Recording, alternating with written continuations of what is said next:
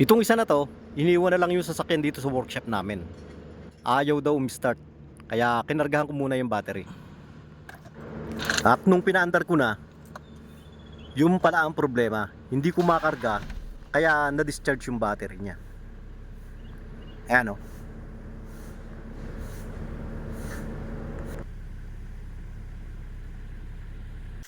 Yan yung alternator. Nariyan yung problema niyan.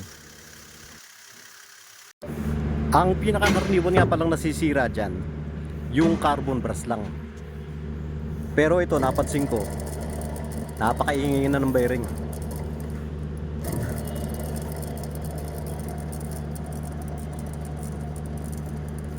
Ito yung carbon brush nya. Tingnan din natin. Maliit na nga yung carbon brush oh. Yung isa hindi na umaabot. Ang problema, wala daw available na carbon. Pati yung bearing, wala rin. Ang available ngayon, buo. Kaya buo na yung kinuha ko. Yung isa itatago ko na lang yan para pwedeng pagkunan ng mga pyesa.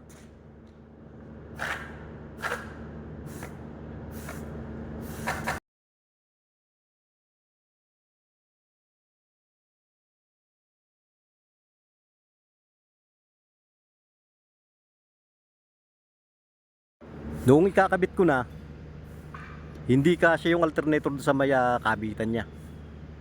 Hindi kasya to. Pero madali lang ang remedyo dyan. Ganito kasi yung nangyayari dyan. Yung kabitan kasi na yan, mayroong bushing. Umuusad dyan. Depende sa higpit. Kaya kailangan, umusad uli yan palabas. Ganito naman yung ginagawa ko. Hindi ko pinupukpok, nilalagyan ko lang ng tornilyo.